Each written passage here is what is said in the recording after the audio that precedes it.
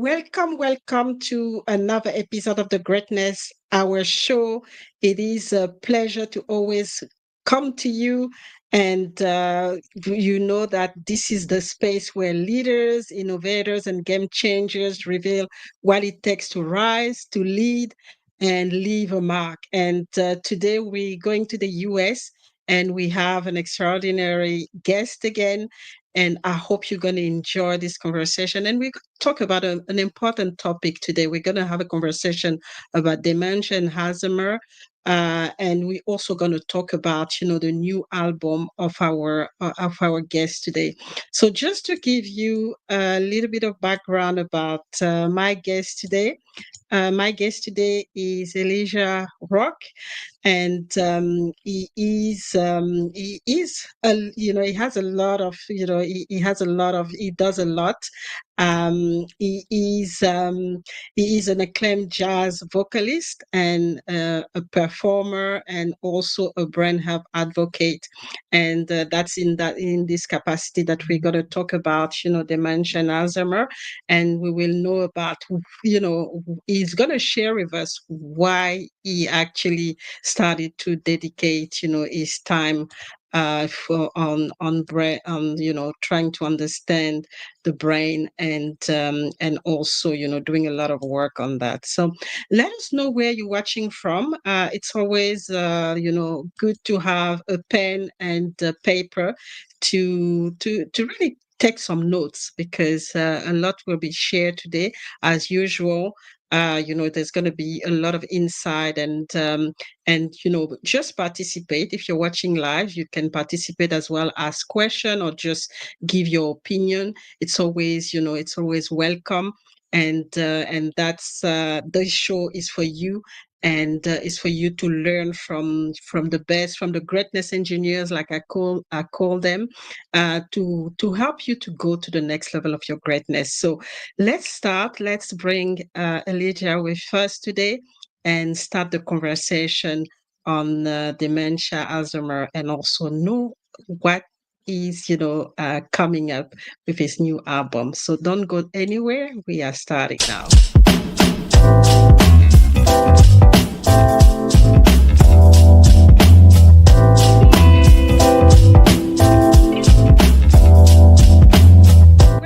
To another episode of the Greatness Engineering Hour show, the show that is brought to you by the Virai Global Leadership Organization. Feel is important is if you just look at the word compassion, when it's behavior, it's something that can be learned, and it is something that we can embody through habits and through our daily action. To get this idea that if we interject this wisdom intentionally, I call them needle movers. It's the needle mover that's missing. Don't deprive the world of your greatness. Please. Don't do that anymore. Dare to excel, dare to be sexy, dare to be you, dare to be the best version of yourself. Impact yourself positively, and from there impact others, and you are not alone.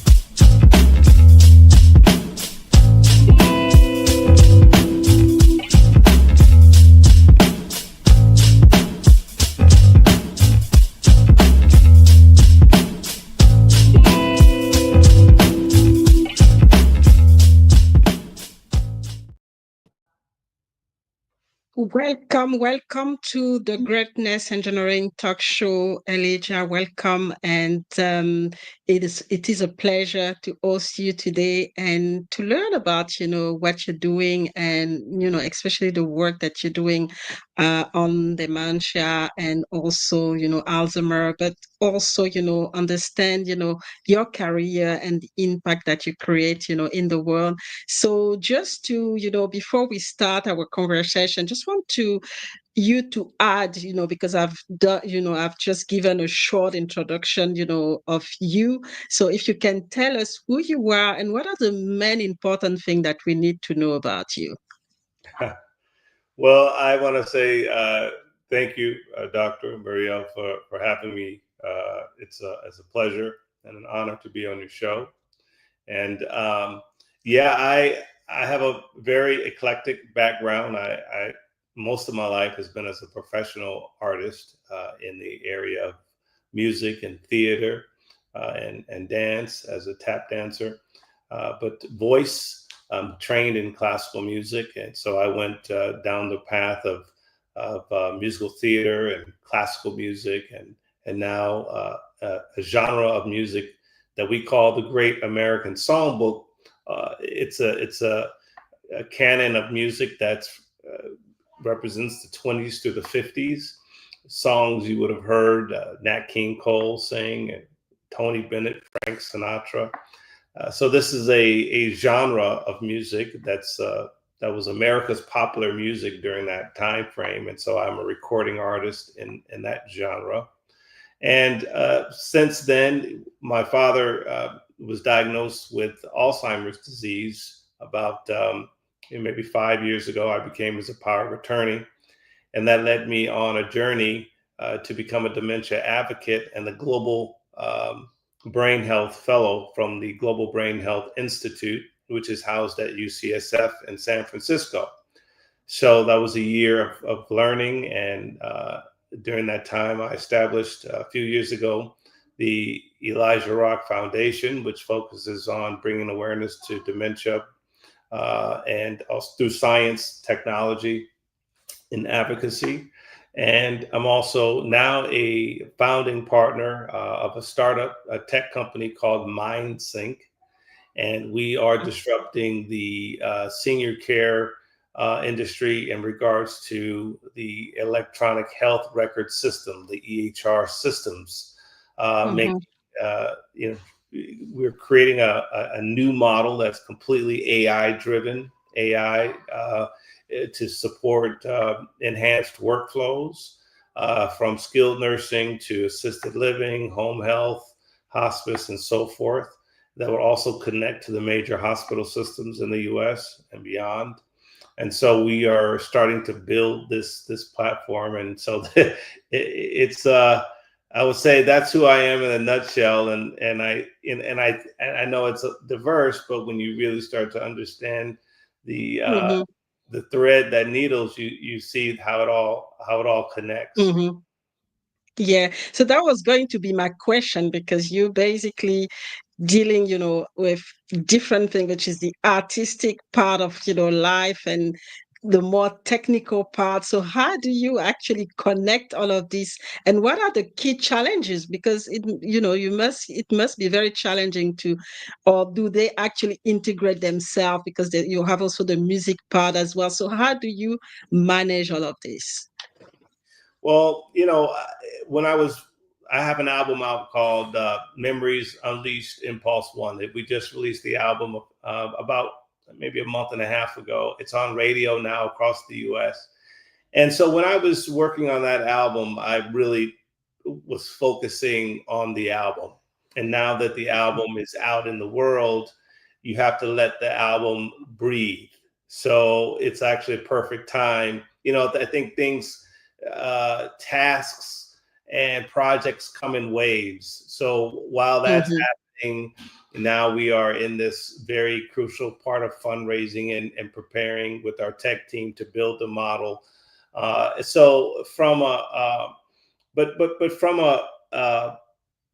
another perspective of what I call divergent thinking, I think that my artistic background and my creative background has been hugely beneficial when it comes to thinking outside of the box, thinking creatively, understanding the different components. And I always say, you know, if you're interested in something, it's way easier to learn, right? If you have the spirit of true, honest curiosity, interest, passion, if you have a brain, you will learn it. And if you surround yourself with people who are smarter than you, and you're interested to learn, like, you know, we have a CEO, we have a COO, I have a tech CTO. And these people are experts in their domain. As chairman and co-founder, I have the vision. And the vision takes the creativity not only to understand where the problems are that you need to solve, but who to bring around you. And so that intuitive quality that you may have, understanding soft skills, understanding human motivation and people, I think that's one of the greatest skills that you can develop as a human right now in the age of technology. And that has been that's been in some ways my superpower. And that is completely, in my opinion, driven by my creative nature. Just it just show that technology is everywhere. So people will say, oh no, I'm not really a tech person and like that, but technology is linked to everything, and it's about innovation. So someone who is artistic, someone who thinks out of the box, can actually bring this innovation and really start to grasp what technology is all about. So that's really good. But coming back to the experience with your dad with dementia, and so what have you learned so far about the disease, about how it affects, especially I understand that you work with undeserved communities. So what are the disparities and the thing that you've picked up and you've been trying to change so far for that particular group of people? Yeah, thank you for that question.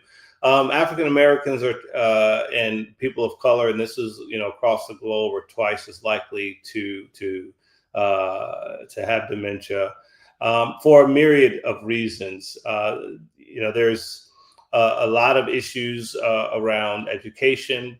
There's a lot of issues around health. There's a lot of determinants that drive dementia as well. Excessive drinking, excessive smoking is a risk factor, right?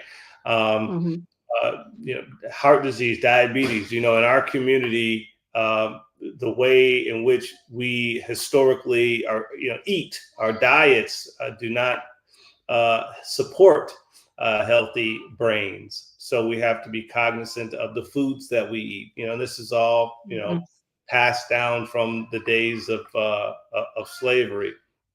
So I think that, when you look at all of these issues that are risk factors for brain health, you start to understand too an incredible statistic that I did not know as before I entered this work, is that we are participating in research at a level that's under 5%, closer to 1%. I mean, it's a real issue. So when you talk about the latest advancements and new drugs, for example, aducanumab, and so forth, we don't know the efficacy of these drugs in these populations, right? We don't know the efficacy of the drugs in general, but we certainly don't know the efficacy of the drugs as it pertains to our population. So if we're not involved in the clinical trials, then that means that there's going to be a greater disparity in the drugs that could or could not work for us. We have to be in the the pipeline, right? So one of the aspects of this ecosystem that I'm very interested in is how do we engage in our community to bring awareness and create a pipeline for inclusion in clinical trial participation. There's also a historical there's historical trauma in our country, and maybe you can relate to this even in your country as it regards to medicine and people of color. For example, the Tuskegee experiment and other experiments on Black bodies through medicine. So it's very difficult for white, so-called white or institutions to come into underserved communities and be the savior. There's a lot of distrust, the stigma, and so it's not just the stigma of the disease itself within your home, right? Of not wanting to share that, your uncle, your mom, has dementia, and the stigma of going to get, to be screened, right? To do a cognitive test. So there's that stigma. But then there's the stigma of dealing with the institutions themselves and what that means, and feeling othered when you come into institutions to be screened, right? And we don't like going to the doctor, and there's a lot of psychological and historical reasons why. So that's a major problem, and they haven't figured it out. I have figured out an approach, and I think that the approach that we are working on is showing through data that it's actually working, and that is tapping into arts-based communal events where you invite a whole community of Black and Brown people and others, but targeted to Black and Brown communities, and you bring them into these communal events through music and arts and entertainment, and then you have the stakeholders there who look like them. That's what you want, right? People who can relate to the physicians and experts in the field, who can educate and also can help reduce the stigma and make inroads to say, hey, understand the data around the research and create opportunities for people to get involved. You basically have to create a safe environment because, in a lot of, especially Black community, and I'm talking more about as with my African background, it's still a taboo when you come and talk about dementia and Alzheimer. People don't want to hear that, and they have this taboo that you shouldn't share even in the family, or no, if someone has it, no, it has to be hidden to the rest of of the family or to the rest of the community. So that's good that with what you do is to create this this safe environment where people will kind of be a little bit more open to share because they feel safe and they're not going to be judged. I think that's the thing here. So we're just gonna have a break, but before that, I can see that we have Brother Doji. He was one of my guests last time from the Kingdom of Bhutan, and we talked about women empowerment, and he's really great advocate for women empowerment around the world. So thank you for being back with us. And we have a few other people, watching, but we're going to have a break and then we will continue our conversation with Elijah. I hope you have your pen and paper and you've noted, everything that was shared up to now. So don't go anywhere. We will be back in few minutes.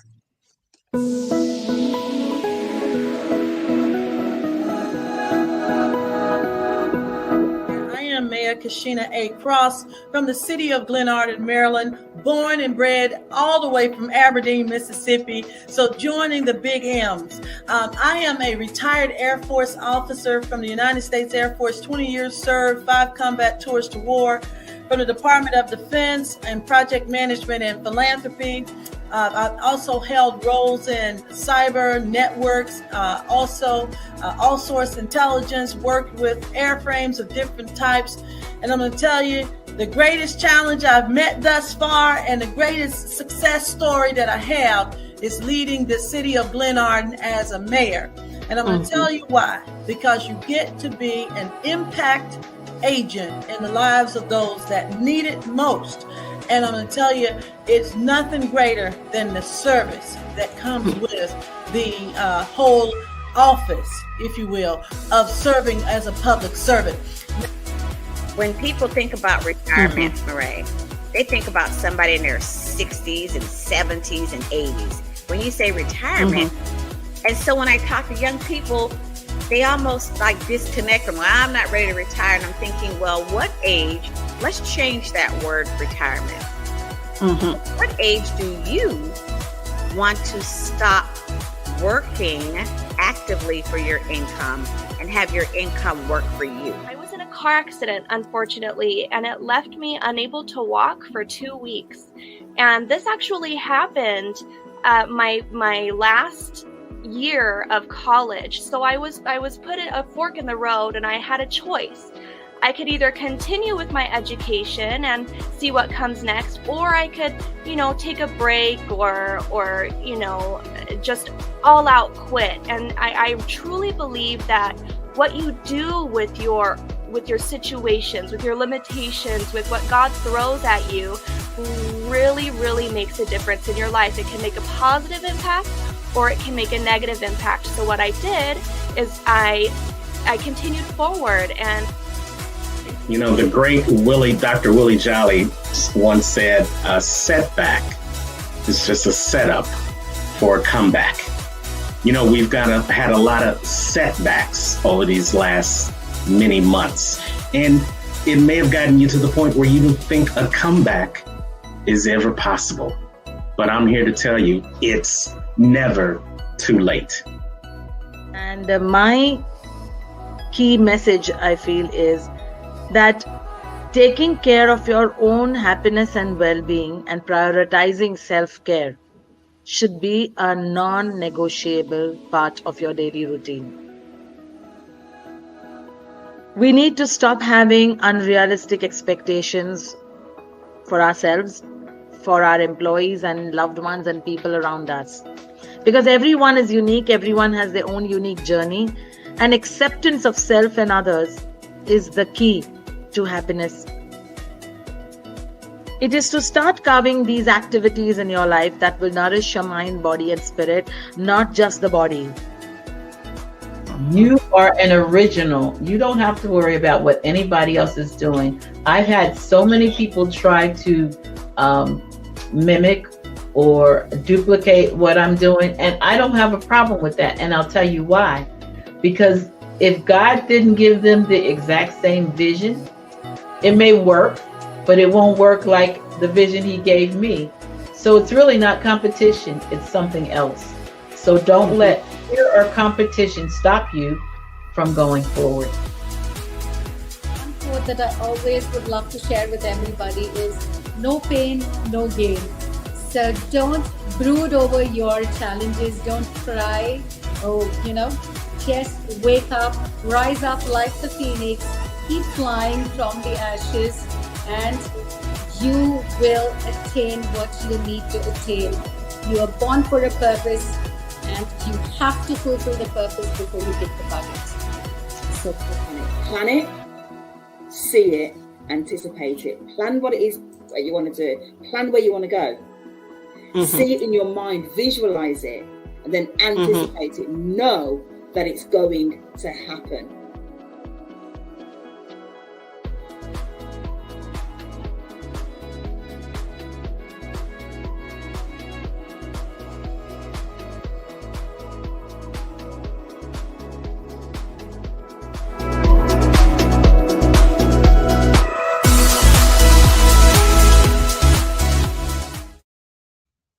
So we are back. We are back with Felicia. We are back. We're talking about dementia, Alzheimer, but also the album. So I want to talk about your new album so far, and understand, is there a story behind it, and how did it come? How did it come to light? And to bring it to us today.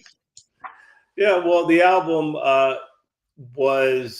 it's almost like a love letter to my dad, and I picked songs from the Great American Songbook, and the songs tell a story.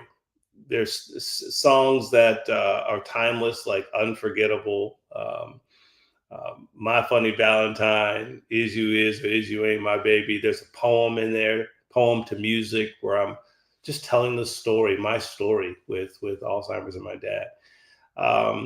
So in the show, I weave this story with him as I set up the songs. So they make even more sense when you see the songs, hear the live performance of the album, because I interweave these little stories that set up the songs.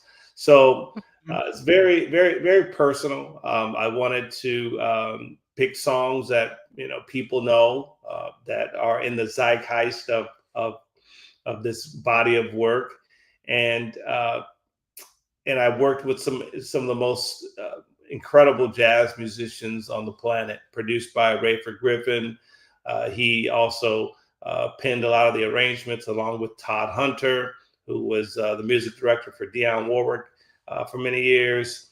So a lot of these guys who played on the record have very esteemed careers and have played on some of the biggest albums and records in the world, from the likes of Whitney Houston and Tony Bennett and Tony Bennett's daughter, Antonia Bennett. She, of course, and Tony Bennett had Alzheimer's disease. And so we connected around this subject matter to bring awareness.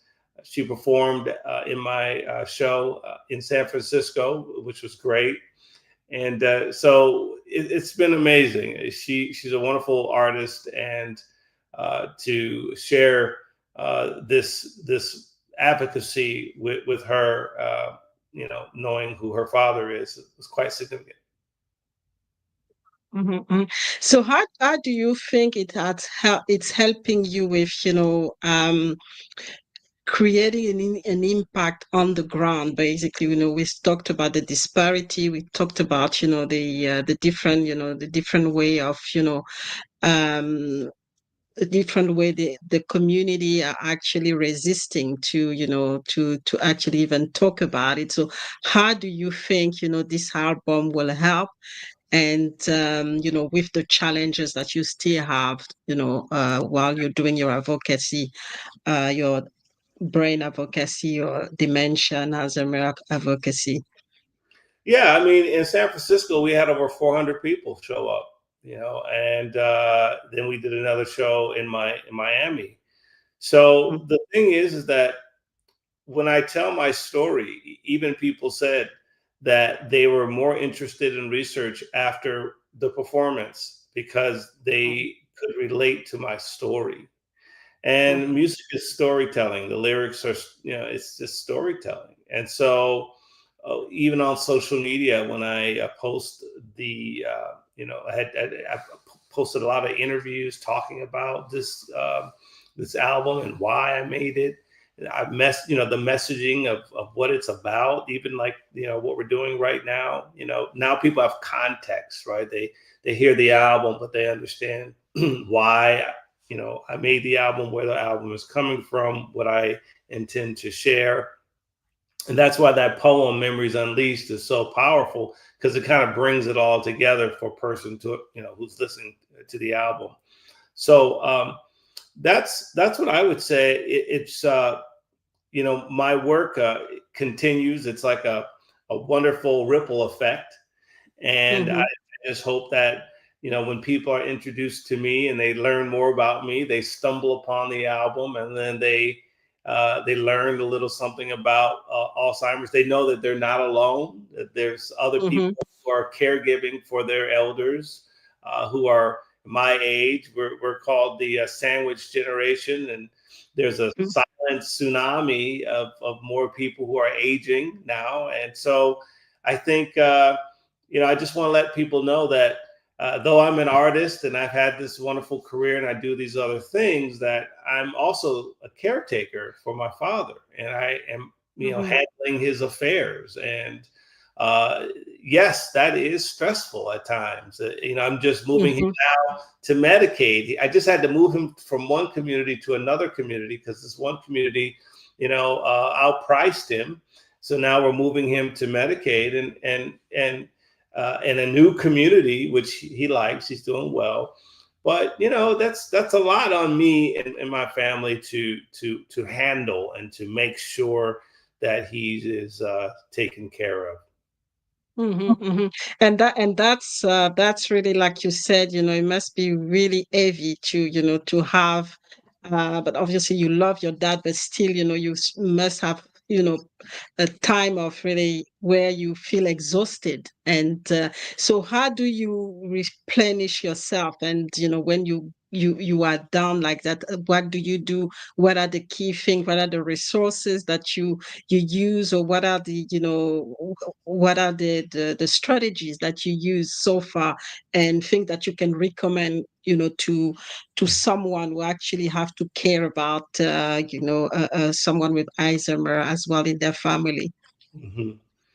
Well, self-care is very important, and I appreciate you bringing that up. For me, meditation is a wonderful tool. Just being, just breathing and meditating in silence, taking walks, hugely beneficial. I take a walk with my wife at least, every evening. I also have an 18-year-old who, I'm preparing for the world. So that's incredible and awesome, and also a little stressful because, and now it's as they say, it's getting real. But he's going off to college in the next month. So very excited. Then I have a 19-month-old, right? So wow. He is a wonderful breath of fresh air. Every time I see him, I was him chirping a little bit in the background of the first segment. And so very fortunate to have my mother-in-law as his, caretaker here with us. But I get to every, break I get, I'll go out and hang out with him, even if it's for 10 minutes, and get a hug and a kiss in and hang out with him. So these are the little moments that I try to, the things that I do to make sure that I keep myself. And then I listen to music. That helps too. Just listening to music, having music on as the soundtrack. So I think it's about creating wellness habits for yourself so that you don't feel like you have to, if you don't do anything, well, then you definitely want to start building in these habits. But once you have habits, it just becomes what in that moment is good for you. And you do that so that you can stay. But yes, there are moments where I just, you have to be okay with those moments of stress too, knowing that they will, and this too will pass. And sometimes it just takes this mindset of what can I do today to make myself better, and focusing on small increments of positive change, and not try to think, you're going to go from 0 to perfection overnight. There's no such thing as perfection. It's all a journey. Yeah, and I think that's the that's one of the clue, because if you don't actually take moment by moment and you just want to jump to, you know, a big goal, you might get overwhelmed very quickly. And I really like the fact that you're talking about focusing on small increment of positive moment, and then by the time you make those increments, you've accomplished so much. And it's really important. And as you know, as we always say, you have to take care of yourself first so that you can give, you know, the quality time to your dad as well, which is, you know, the spiritual, the wellness. So body and mind have to be ready to take up this, this challenge, and to be able to, you know, to pass on positive energy as well to your dad, because otherwise it becomes really chaotic for everyone, and that's defeating the purpose. And so what are the big lessons when you look at it, you know, with, you know, you look at your journey with, you know, your dad being, having dementia and Alzheimer? What are the big lessons that you've learned so far, and you think that we should be shared with us today? Well, you know, I think that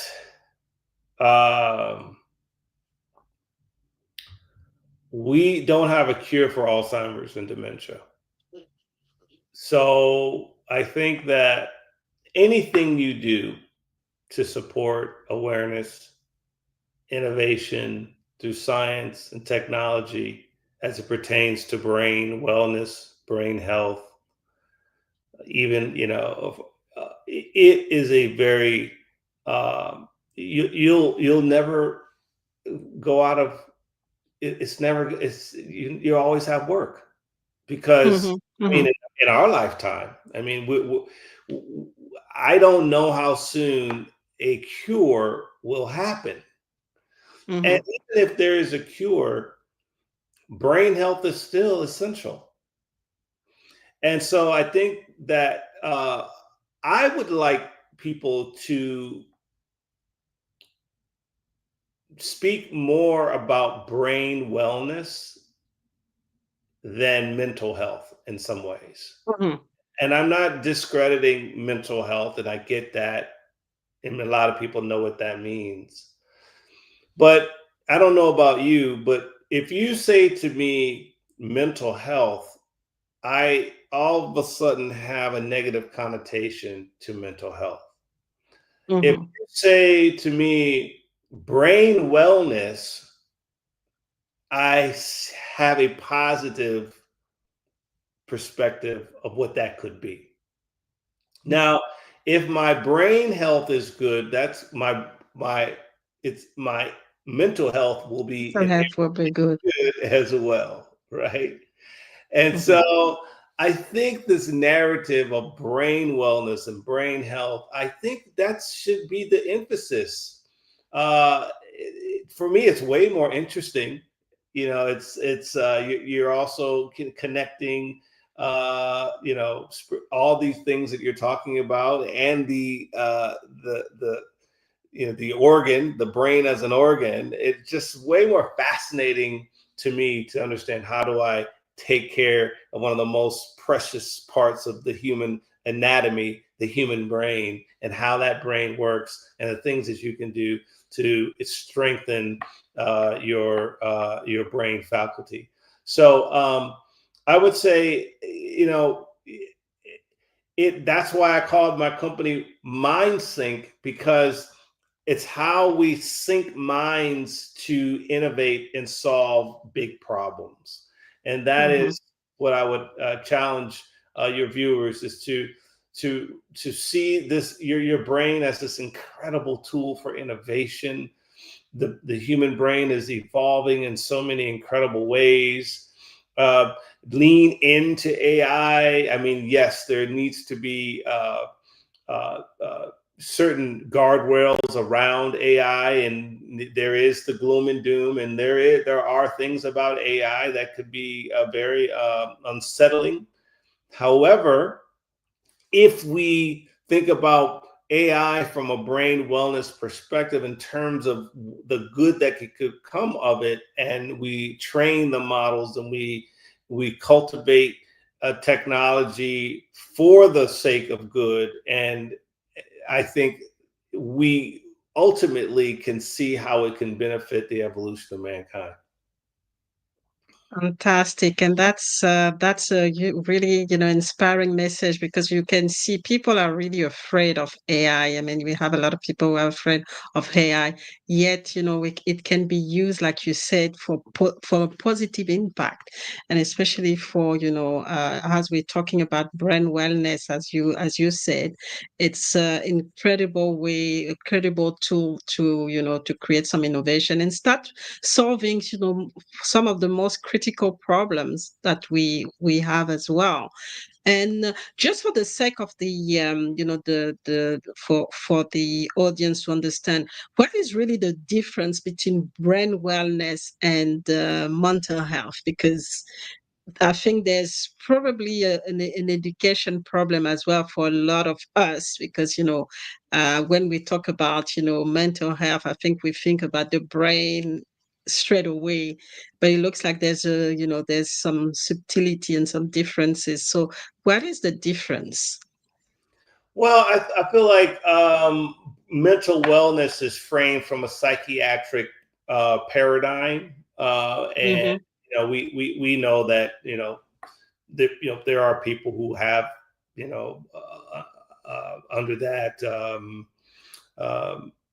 under that labeling have mental health problems and need to be on meds and all of those things. And so there is I understand that, and it's necessary to frame those conditions in that way. When I talk of brain wellness, I'm talking prevention, intervention, the things that you can do now even as a young person. Certain foods that are supportive of the brain, avocado, blueberries, right? So that's one of the things that I'm conscious of with my young one, is the foods that he's eating that I know support his brain functionality, his brain growth, his brain development, right? There's other things as well, but it's the longitudinal journey to ultimately decrease the risk of Alzheimer's and dementia. And when you look at the statistics of how many people get that, and stress, which can be also a mental health issue, stress and anxiety, these types of conditions, they are risk factors for dementia, right? And there's multiple kinds of dementias. So if you so that's the difference in my mind. It's overall brain wellness that is driven by lifestyle risk factors, right? But I think that if you kind of focus on that, then there's the possibility that you could reduce certain areas of mental health that are pre-diagnosis. Mental health conditions pre-diagnosis, like a person has anxiety, all of a sudden you want to be on meds. Well, maybe you don't need meds at that point. Maybe there's these other things that we can do from a brain wellness perspective that actually can de-risk or intervene before you go to that next stage of needing some kind of psychotropic. Fantastic. So it is. So I hope the audience understand the difference. I mean, wellness starts, from day one, basically, and it englobes, everything that you do. So in terms of, your diet, also even, your disposition, your energy. Are you a positive person in general, or someone who's really always, negative, and then moving as well? Because we know know that the brain needs some, oxygen. So by, exercising and doing, making sure, and you mentioned walking, even just walking would help, to actually keep your brain well. So we're going to have our last and sleep as well. And I'm actually not very good at this one, so I'm going to start, looking at my home sleeping pattern really so far. So we're going to have another break, our last break, and then we'll come back to understand really, what's next for you, because with all the work that you're doing, you have the new album, you have the foundation, and some other projects. So what's next, and really understand the legacy that you want to leave. But we'll have a break first, and we will be back after this break.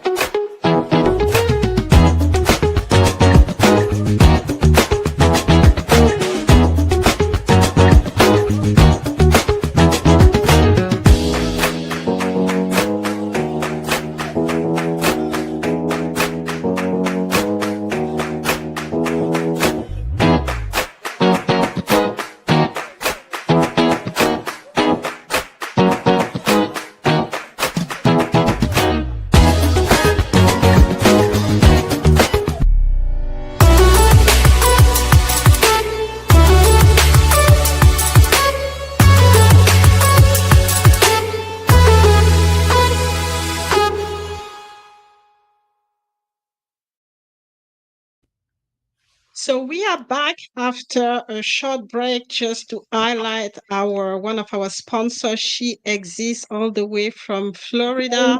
And just hello to Janelle Harris, who is the CEO of She Exist and empowering women, but also empowering, undeserved community as well. So thanks, Janelle, for all your work. And we are back with Elijah. Elijah, I just want to know what's next, because, you've been doing so much. So what's next? And a question that I really like, asking my guest is, what is the legacy that you want to leave? Well, next is launching MindSync's a product. We are an AI data company, and we are really excited to reduce caregiver burden and administrative burden regarding workflow in assisted living, skilled nursing communities, and beyond. So that is huge. And my wife is an executive director of a assisted living community. I understand the pain points of the software that they use, very outdated software. And we believe that this technology will allow caregivers to do what they should be doing, which is caring for others. And so we are, that's going to be, the next 5-10 years of my life, very focused on that. In addition to focused on how the foundation, the Elijah Rock Foundation, where you can learn more at the ElijahRockFoundation.org, and how we can continue to collaborate with global brain health fellows across the country, and support more innovation projects where we conduct, research around, clinical trial participation and recruitment into these trials. So We will be doing more Memories Unleashed shows across the country. We're looking for more funding in this regard. So that's something. But here's a big thing that I want to say also.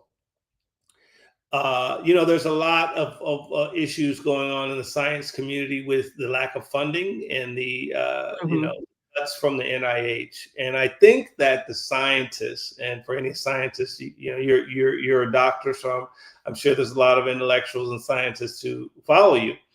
And I think that I have seen a disconnect between science and industry. And I think that's a huge issue. I understand, the process of the grant process. It's an arduous process. It's actually a very efficient process, and it's very difficult. And I think that they have been sort of duped into this one ecosystem of funding, and they feel that that's the only relationship that can help fund their work. And that's not true.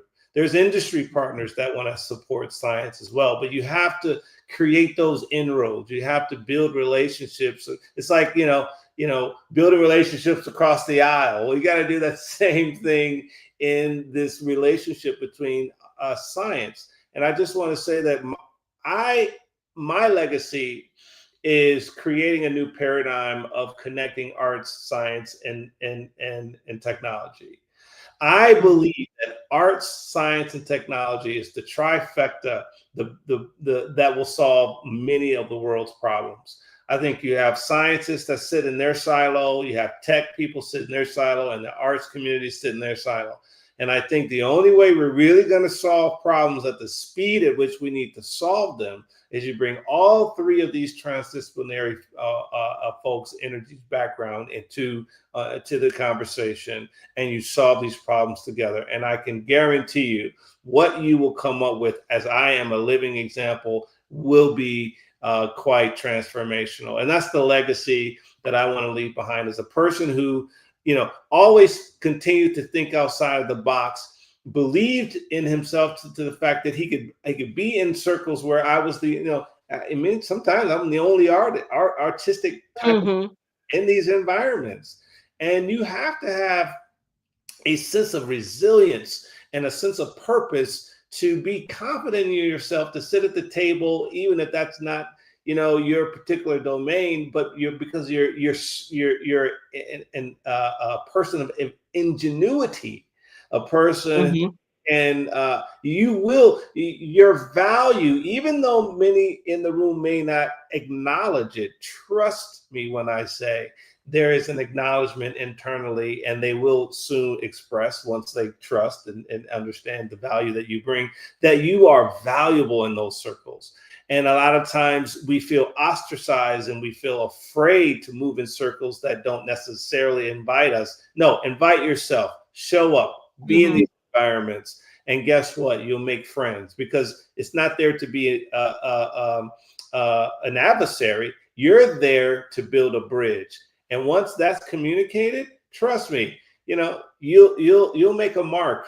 And that's what I want to be seen, as a person who just innovated in ways that you could have never anticipated. And that, for me, keeps me motivated. Fantastic. And that's a big, that's a big thing. It's going to have an impact. And I agree with you. We need to create those bridges between art, between technology, between research.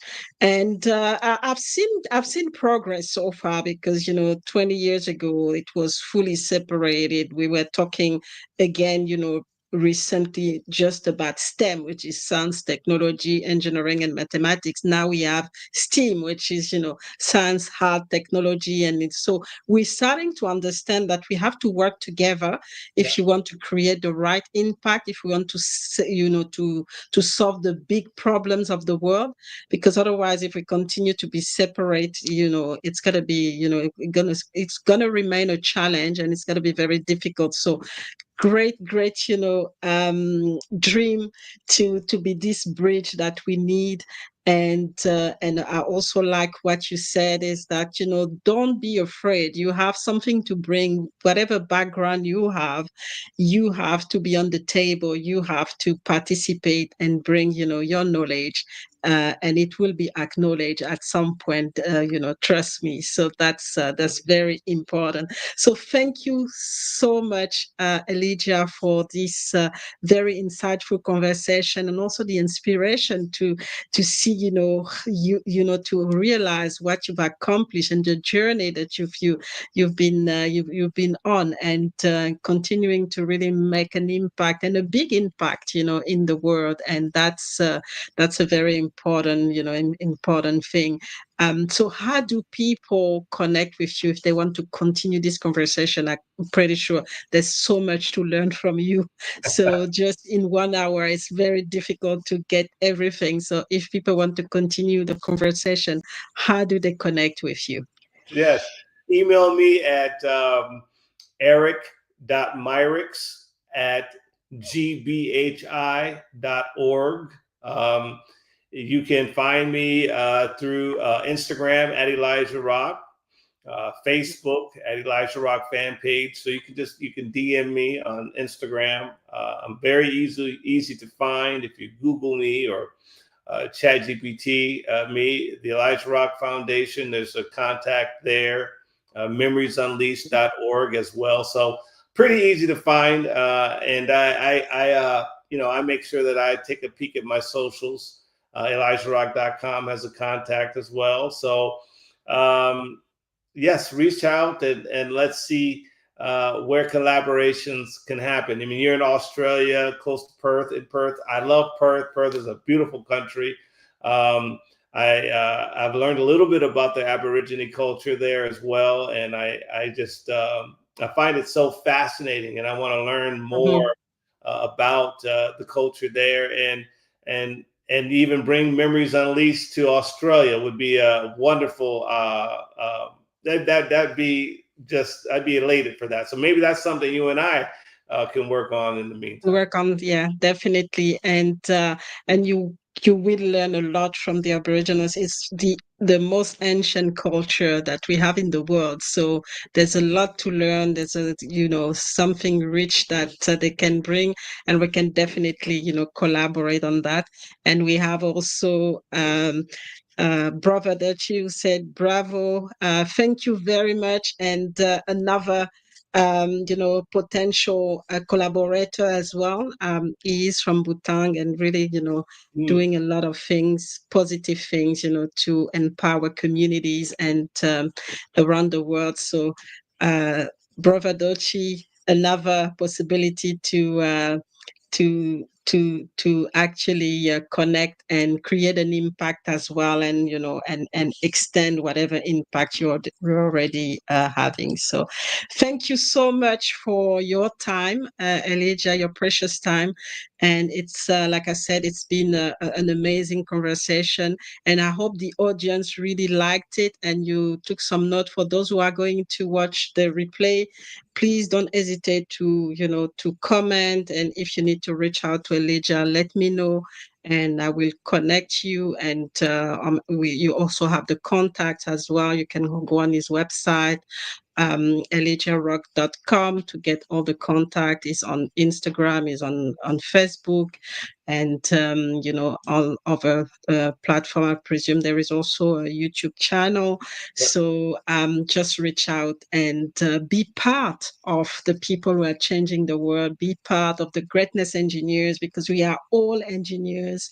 We're engineering things that are actually creating an impact wherever we are, or in our communities, or for people around the world. So thank you so much. That's the end of our conversation, our show today.